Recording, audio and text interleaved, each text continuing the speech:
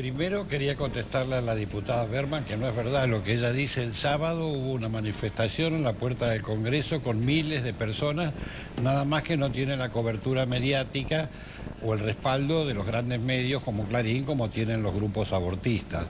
El único que sacó una nota al día siguiente fue el diario Página 12, que dijo: salieron los celestes en un día gris, o los antiderechos, una cosa así. Segundo, nosotros no creemos que sea una política de salud la eliminación de una criatura. No puede ser una política de salud que entren dos personas vivas a un sanatorio y una sola en una bolsa de residuos. Entendemos que la salud es otro concepto y que lo que hay que hacer son políticas de integración y de protección a la mujer en situación de vulnerabilidad.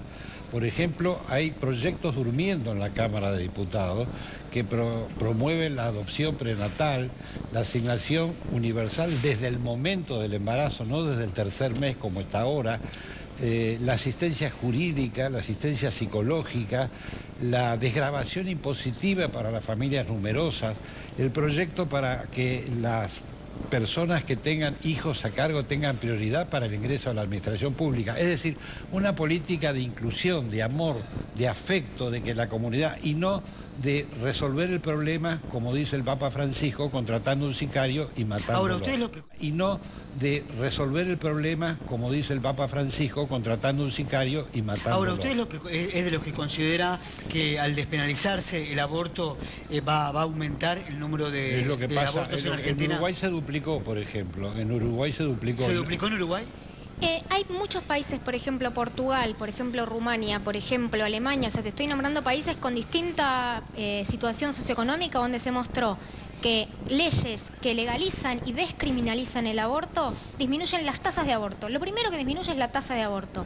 Por supuesto que empieza siempre, como está pasando en Uruguay, un mejor registro de lo que pasa. Porque hoy lo que pasa es que el Estado no sabe por qué mueren las mujeres, por qué tantas mujeres llegan con un perejil o en situaciones de complicación de aborto que les cuesta la vida. Entonces, si vemos la primera parte, murió una sola mujer y fue por un aborto legal, si vemos que se llama Kayla John, que la mataron en la Patagonia. Por eso, si vemos la primera parte, murió una sola mujer y fue por un aborto legal, que se llama Kayla John, que la mataron en la Patagonia. Por eso, si vemos la primera parte de una política de Estado, aborto, en el último registro del Ministerio de Salud son 30.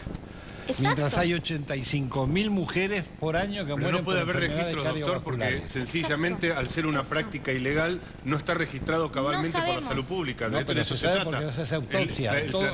En toda muerte. Doctor, el planteo de la inclusión del aborto como una cuestión de salud pública también hace a la debida registración y que a través de esa registración podamos tener estadística. Si no, estamos hablando de un hecho que es absolutamente toda ilegal. Muerte violenta es obligatorio por ley. Un forense, un legista tiene que hacer la autopsia y se saben las causas de muerte. Un aborto provocado automáticamente salta en una autopsia. Ahora, ¿cuál es el concepto de salud pública que significa la eliminación violenta de un ser humano? ¿Qué tiene que ver la salud pública con eso? Creo que en ningún caso estamos hablando de eliminación violenta de nadie. La violencia no es algo de lo cual estemos hablando. Una política de Estado no, por lo menos de la que estamos hablando, no tiene que ver con la violencia. Lo que sí tiene que ver es que con poder incluir. Un aborto por succión, hay un montón de mujeres. Despedazándolo a la Escúchense que quiero comentar algo respecto a las estadísticas porque eso me parece clave. Nosotros hicimos un informe en el cual mostrábamos y analizábamos las estadísticas de cuenta acá el doctor diciendo, bueno, ¿qué pasa con las estadísticas? Y vimos que hay muchas mujeres que ni siquiera se registran como muertes maternas, que ni siquiera se registran como abortos, sino que se registran como sepsis, como otro tipo de categoría. Entonces, si el Estado, si queremos que no haya muertes, necesitamos que el Estado tenga una política pública en esto. Y es importante también remarcar algo, y creo que acá el doctor va a estar de acuerdo conmigo, sin Ministerio de Salud no hay política pública tampoco. Entonces acá tenemos un problema grave, que es, primero necesitamos recuperar el Ministerio de Salud de la Nación. Segundo, políticas públicas como las que hemos tenido, como el programa de salud sexual y procreación responsable, como las guías que hablan de cómo hay que atender a una persona que no tiene nada que ver con la violencia, sino por el contrario,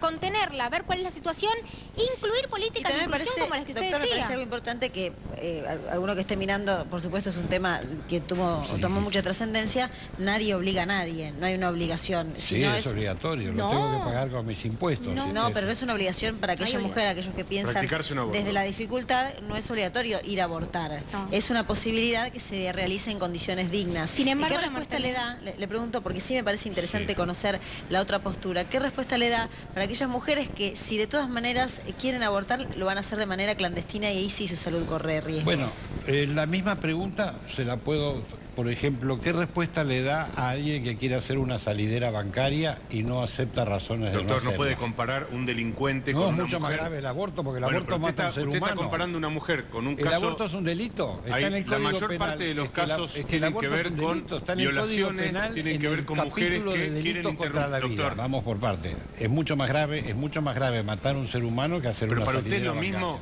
una persona que hace una salidera bancaria que una persona... Si me da tiempo a contestar, yo puedo contestarlo. Ahora, si me pregunta y se contesta, es imposible. El Código Penal tiene al aborto en el capítulo de delitos contra la vida. En dos supuestos simplemente es no punible. Es un delito hoy, que lo quieren convertir en un derecho. Sí. Entonces, la persona que viola el Código Penal es un delincuente. No, lo que quieren hacer ahora es modificar la ley de educación sexual e incluir la perspectiva de género, que es una visión ideológica y anticientífica. ¿Qué es ideología de género? La ideología de género es una ideología anticientífica que niega la biología, que dice que cada persona es lo que se percibe. Entonces, hay gente que se percibe, por ejemplo, transexual. Pero hay una ley. Bisexual. Hay una ley. Eso está por ley, transespecie. Por ejemplo, hay hace poco una chica que se considera que es un gato, otra que se considera que se casó no compare a una persona que tiene una identidad de género con un gato. La identidad de género es un concepto cultural y no biológico. Usted recién había hablado de lo que dice la ley, de lo que dice el Código Penal. Entonces yo le pregunto, si ya hay una ley, si uno se rigiera todo por ley, si ya hay una ley de género, que cada uno se considera y es lo que se percibe a sí mismo, ¿por qué usted está a favor de que se considere ley lo que dice en el Código Penal y no a favor de lo que se considere ley que ya está también sancionado? Pero usted quiere que se cumpla la ley que a usted le gusta. Quieren sacar ahora. Hay un principio básico. La formación moral de las criaturas le corresponde a los padres y no a los políticos. Son los padres. La primera escuela es el Estado hogar. Tiene obligación de dar educación. El Estado tiene que enseñar y el hogar tiene que educar. Esa es una diferencia. O sea, matemáticas, biografía, geografía, economía, biología, pero los contenidos morales los tiene que impartir la familia, que es la primera escuela. Por eso la mayoría de los abusos se dan en colegios católicos, doctor, le recuerdo eso. Conozco personalmente el colegio católico al que yo asistía, donde hubo un caso de abuso muy resonante que de hecho hizo extraditar de Estados Unidos a un religioso abusador. ¿Y qué tiene que ver con lo que estamos hablando? Tiene mucho que ver, porque justamente aquellos colegios que están sustraídos de la ley nacional... Estoy hablando de los católicos, lo que yo estoy diciendo es que aquellos colegios que... ¿Por qué cae la iglesia? ¿Por qué cae la iglesia en el medio de este debate que yo no la mencioné? Bueno, yo sí lo estoy mencionando, porque aquellos colegios que se sustraen de la educación nacional y de la educación pública cuya currícula debe establecer el Estado... Está equivocado. Se presta ese tipo de Uno de los principales autores de la ley de educación sexual, el profesor Corsi, hasta hace poco, y no puede decir que era sacerdote en la iglesia, estuvo preso por violación. Eso lo conocemos todos. Y entonces no le puede echar la culpa a la iglesia. Infórmese, yo no le echo la culpa a la iglesia. Yo lo que estoy diciendo es que aquellos establecimientos que se sustraen a la educación pública, a la currícula que rige el Estado... No, yo no dije eso. Yo dije que quieren incluir la perspectiva de género, que es una cosa distinta. Y para hacer eso el gobierno de Macri ha contraído una deuda de 200 millones de dólares con el Banco Interamericano de Desarrollo para desarrollar las políticas de género en la Argentina. Igual no le contestó a mi compañera. Le aclaro, porque Luciana lo que le preguntaba es por qué si usted está de acuerdo en cumplir la ley cuando se trata de la penalización del aborto, no está de acuerdo en cumplir la ley cuando se trata de la educación sexual integral. Y la identidad de género, perdón. Lo que pasa es que ahora quieren incluir la ideología de género.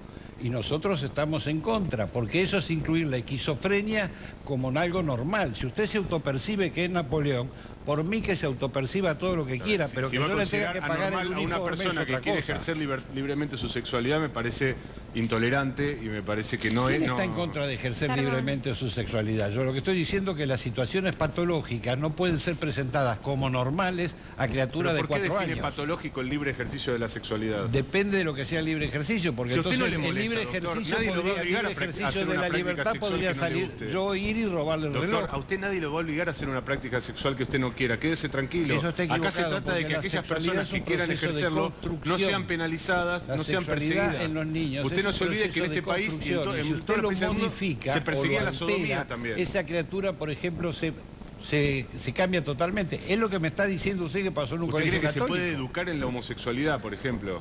No, la perspectiva de género dice que la sexualidad es una construcción cultural y niega la biología. Yo no creo que niegue la biología, pero bueno. Doctora, ¿no? Lea los libros. Escuchemos también a nuestra otra invitada. Hay una frase que no es mía, que dice que el capitalismo resuelve sus contradicciones en el cuerpo de las mujeres. Y yo creo que estamos hablando de eso. Hoy, cada 2 nacimientos hay un aborto. Y hoy mueren mujeres. No es que estamos hablando de algo que podríamos prevenir y que no ocurre. Hoy mueren mujeres más allá. Eso es falso. Entonces, sinceramente, me parece que es muy importante que dar pie a poder continuar con esta discusión, pero vuelvo a insistir con lo mismo. Sin soberanía sanitaria, sin soberanía política, sin soberanía económica, sin Ministerio de Salud, no vamos a poder desarrollar ni educación sexual para decidir lo que querramos decir respecto a nuestra sexualidad. Eso es falso. Ni vamos a contar con anticonceptivos como pasa hoy que no contamos, y vamos, eso es falso. Son las estimaciones que se hacen a partir de los egresos de que hospitalarios. 2 mujeres, una aborta, eso es falso. Ahora yo le hago una pregunta. Negando la realidad no estamos mejor. Si usted tiene estadísticas tan precisas, dígame un caso... No son precisas, no son precisas. Un caso que hayan denunciado de aborto. No son precisas, son estimaciones. Un caso que haya denunciado. Nómbreme un solo caso que haya denunciado. Jamás denunciaría una mujer. Doctor, uno solo. Le hago una pregunta porque acá lo mencionó al gobierno. Claro, el presidente Macri dio la posibilidad de que este tema se debata en Argentina el año pasado. Fue el propio presidente. Se lo exige el Fondo Monetario. ¿Por qué se lo exige? Se lo exige el Fondo Monetario. ¿Por qué? En la Argentina hay un programa que se llama Asignación Universal por Hijo que se paga desde el 3er mes hasta los 18 años de edad. Son 222 meses que el Estado paga a 4 millones de chicos.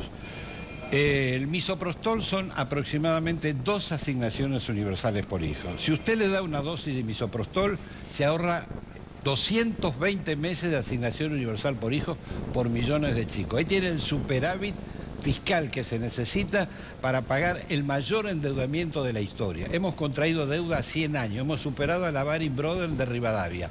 Por eso, como decía Perón, que cuando la derecha tiene problemas, recurre a la izquierda. Doctor, ahí ven la bandera de la izquierda apoyando el plan del Fondo Monetario. Doctor, gracias por haber venido. Los volvemos a invitar para seguir con el debate, que siempre es interesante conocer las distintas posturas. Muchas gracias.